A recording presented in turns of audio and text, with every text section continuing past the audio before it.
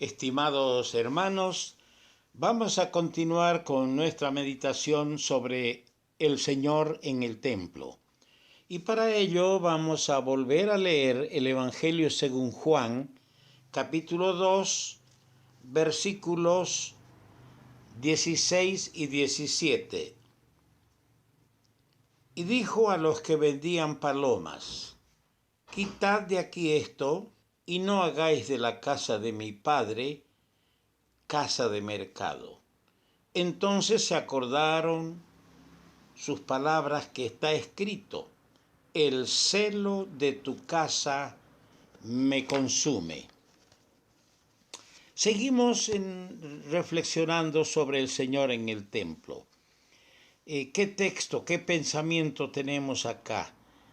Quitad de aquí esto, y no hagáis de la casa de mi Padre casa de mercado. Hermanos amados, nuestro cuerpo es un templo habitado por el Espíritu Santo. Por lo tanto, no nos pertenecemos, somos propiedad de Dios. Procuremos que sea este templo, nuestro cuerpo, un vaso limpio, un templo santo, una morada digna.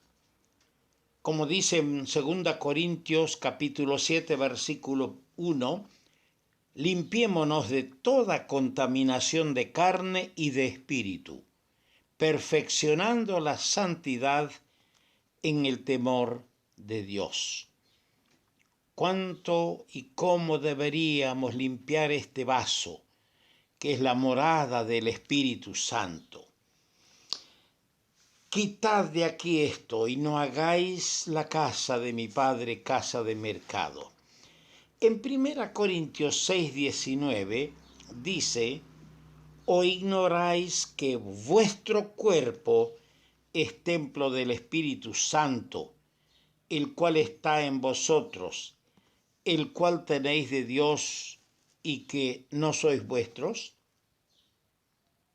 Aquí la enseñanza apostólica es en metáfora al referirse a la iglesia, el cuerpo místico de Cristo, como se lee en Efesios 2:21, en quien todo el edificio bien coordinado va creciendo para ser un edificio santo en el Señor.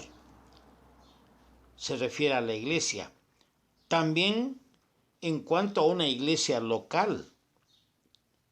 En 1 Corintios capítulo 3, el versículo 16 dice así, en 1 Corintios 3, 16 y 17.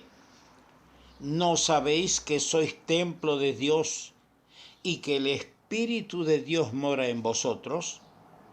Si alguno destruyere el templo de Dios, Dios le destruirá a él, porque el templo de Dios, el cual sois vosotros, santo es. Y al referirse al cuerpo del creyente, al cuerpo individual, de la misma manera, es lo que hemos leído en 1 Corintios 6, 19. Hermanos, ¿cuántas cosas en nuestra vida, en nuestro cuerpo, estorban y desagradan en extremo al Señor?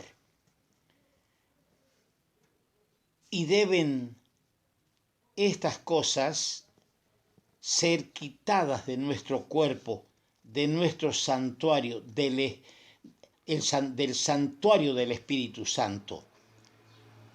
Estas cosas no deben tener entrada, esas cosas, y más bien si hay algo que no agrada al Señor, debemos quitarlas, tomando en cuenta que nuestro cuerpo, la asamblea, son el santuario del Espíritu Santo. Cuando el Señor llegó al templo aquel día, se ofreció a su vista un espectáculo que despertó su santa indignación. La profanación del templo tenía lugar en el llamado patio de los gentiles, donde se habían estacionado los mercaderes, los cambistas con los animales, etcétera, etcétera. Tanto a los que vendían como a los cambiadores no se les hubiera permitido ese tráfico en los lugares estrictamente reservados para los judíos.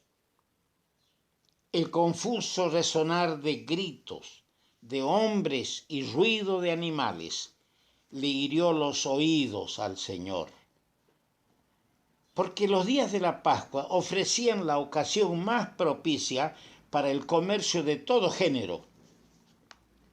Unos iban al templo, deseaban adquirir el cordero pascual para ofrecerlo. Otros comprarían diversos animales para los distintos sacrificios. Algunos debían pagar los impuestos del templo en moneda de curso legal. Es decir, se convirtió en un comercio. El resultado fue que en el interior del templo se desarrollaba un verdadero mercado de vastas proporciones. Haciendo el Señor un látigo, quizás de tiras de cuero, como se usa en Palestina, comenzó a limpiar el templo. Me imagino que su aspecto debió reflejar la majestad divina. Sus palabras, fieles compañeras de sus actos, dejaron tan sorprendido a los extraños como a sus discípulos.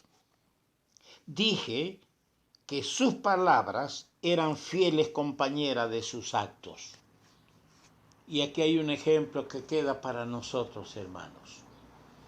A veces nuestros actos están divorciadas de nuestras palabras. A veces nosotros aconsejamos una cosa y hacemos lo contrario.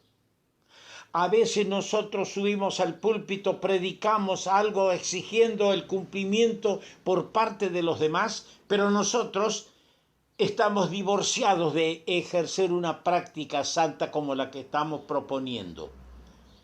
Quiera el Señor ayudarnos.